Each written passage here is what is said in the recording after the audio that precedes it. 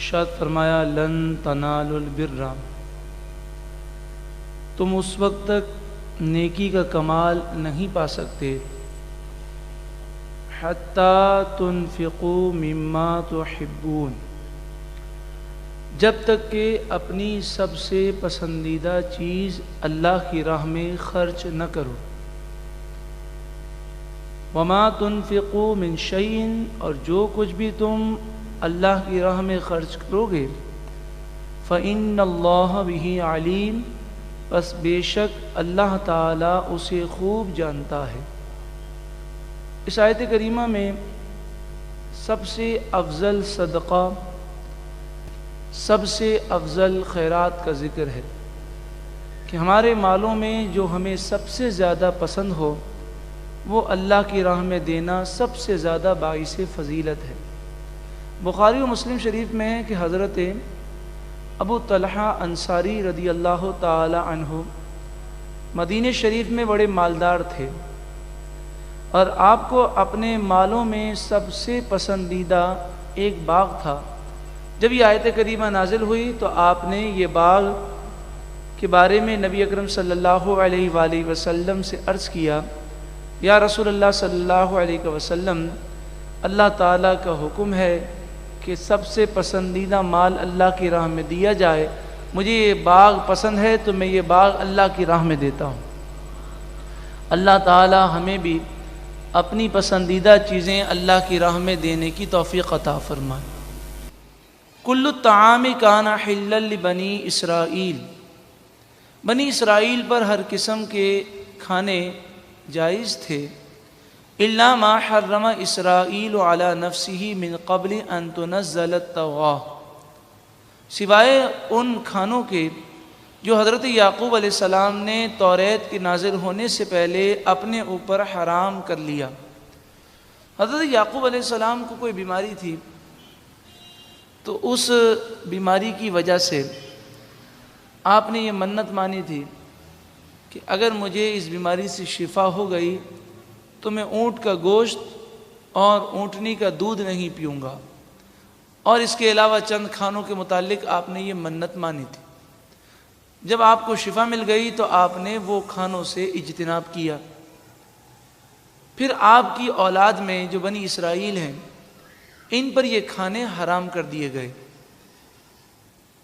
تو یہودیوں نے، عیسائیوں نے نبی اکرم صلی اللہ علیہ وآلہ وسلم سے سوال کیا کہ جب آپ کہتے ہیں کہ میں دین ابراہیم پر ہوں، تو ابراہیم علیہ السلام کی شریعت میں تو اونٹ کا گوشت اور اونٹنی کا دودھ حرام تھا، تو آپ کیوں پیتے ہیں اور کھاتے ہیں؟ تو اس پر یہ آیت کریمہ نازل ہوئی کہ حضرت ابراہیم کی شریعت میں یہ حرام نہیں تھا، بلکہ یعقوب علیہ السلام پر بھی حرام نہیں تھا، یہ تو آپ کی منت تھی۔ ہاں، آپ کی اولاد جو تھی اس پر یہ حرام کر دیا گیا۔ تو یہ کہنا کہ ابراہیم علیہ السلام پر حرام تھا یہ لا علمی ہے۔ اور وہ پھر یہ کہتے تھے کہ توریت میں یہ بات لکھی ہے، قل، اے محبوب آپ فرمائیے، فَأْتُوا بِالتَّوْرَاةِ، لے آؤ توریت شریف، فَاتْلُوهَا إِن كُنتُمْ صَادِقِينَ، اگر تم سچے ہو تو پڑھ کے دکھاؤ کہاں پر لکھا ہے، لیکن وہ اس چیز کو پیش نہ کر سکے۔ ان اول بیت وضع للناس، بے شک تمام گھروں میں سب سے پہلا گھر جو عبادت کے لیے بنایا گیا، للذی ببکۃ مبارکن، یہ وہی ہے للذی ببکہ، بکہ جو ہے اس سے مراد مکہ ہے، یہ وہی گھر ہے جو مکے میں ہے، بڑی برکت والا ہے، وہدی للعالمین، اور تمام جہان والوں کے لیے ہدایت کا مرکز ہے، فیہ آیات بینات، اس گھر میں، خانہ کعبہ میں اور خانہ کعبہ کے ارد گرد اللہ کی روشن اور واضح نشانیاں موجود ہیں۔ سب سے بڑی نشانی جو آسانی سے ہر شخص محسوس کر سکتا ہے وہ تو یہ کہ بڑی عالی شان سے عالی شان عمارتیں ہم نے دیکھی ہیں، لیکن جو روحانیت، جو نورانیت اور جو ہیبت اور روب خانہ کعبہ میں ہے وہ کسی عمارت میں نہیں ہے۔ کسی بھی آپ مقام کو دیکھیں، ایک دفعہ دیکھیں، دو دفعہ دیکھیں، 10 دفعہ دیکھیں گے، تھک جائیں گے، اگتا جائیں گے، لیکن خانہ کعبہ وہ پیارا مرکز اور منبع ہے، وہ پیارا گھر ہے کہ جس کو جتنی دفعہ دیکھیں دل چاہتا ہے دیکھتے ہی رہیں۔ یہاں تک کہ مفسرین فرماتے ہیں کہ پرندوں کو دیکھا گیا کہ وہ خانہ کعبہ کے اوپر نہیں بیٹھتے، بلکہ پرندوں کو یہ دیکھا گیا کہ وہ خانہ کعبہ کے اوپر سے نہیں گزرتے بلکہ دائیں بائیں سے ہو کر گزرتے ہیں۔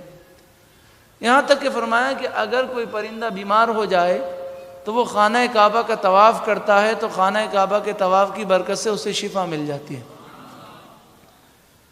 مقام ابراہیم، اس میں مقام ابراہیم بھی ہے، ومن دخلہ کان آمنا، جو اس میں داخل ہو جائے وہ امن والا ہے۔ وَلِلَّهِ عَلَى النَّاسِ حِجُّ الْبَيْتِ مَنِ اسْتَطَاعَ إِلَيْهِ سَبِيلًا، جس شخص میں طاقت ہو وہاں تک پہنچنے کی اور حج کرنے کی، اس شخص پر حج کرنا اللہ کے لیے فرض کیا گیا۔ زندگی میں ایک مرتبہ حج کرنا فرض ہے، اور جس پر حج فرض ہو گیا ہو، جس میں طاقت ہو حج کرنے کی، اب وہ تاخیر کرے گا تو گناہگار ہوگا۔ حدیث پاک میں فرمایا جو باوجود طاقت کے حج نہ کرے، چاہے وہ یہودی ہو کر مرے چاہے عیسائی ہو کر مرے، مطلب یہ کہ جو باوجود طاقت کے حج نہیں کرتا، تاخیر کرتا ہے، اس کے ایمان کے ضائع ہونے کا خطرہ ہے۔ ومن کفر، اور جو کوئی کفر کرے، فإن اللہ غنی عن العالمین، پس بے شک اللہ تعالیٰ سارے جہان والوں سے بے پرواہ ہے۔ یا ایھا الذین آمنوا، اے ایمان والو، ان تطیعوا فریقا من الذین اوتوا الکتاب، اگر تم اہل کتاب میں سے ایک گروہ کی پیروی کرو گے اور ان کی باتیں مانو گے تو کیا ہوگا؟ یردوکم بعد ایمانکم کافرین، تو یہ تمہیں مسلمان ہونے کے باوجود تمہیں کافر بنا کے رکھ دیں گے۔ تو یہود و نصارہ کی باتیں ماننے میں سراسر نقصان ہے کہ ان کی باتیں مانتے مانتے انسان اسلام سے دور ہو جاتا ہے۔ اب چونکہ یہ آیت کریمہ جس دور میں نازل ہوئی صحابہ کا دور تھا، حضور جلوہ افروز تھے، تو مسلمانوں سے فرمایا گیا کہ یہودیوں عیسائیوں کی باتیں نہ مانو ورنہ یہ تمہیں کافر بنا دیں گے۔ وَكَيْفَ تَكْفُرُونَ، اور تم کیسے کافر بنو؟ وَأَنْتُمْ تُتْلَىٰ عَلَيْكُمْ آیَاتُ اللَّهِ، حالانکہ تم پر اللہ کی آیتیں پڑھی جاتی ہیں۔ وَفِيكُمْ رَسُولُ، اور تم میں اللہ کے رسول جلوہ افروز ہیں۔ وَمَن يَعْتَصِم بِاللَّهِ، اور جو اللہ کے دین کو مضبوط تھام لے، فَقَدْ هُدِيَ إِلَىٰ صِرَاطٍ مُسْتَقِيمٍ، پس بے شک اسے سیدھے راستے کی ہدایت کی گئی۔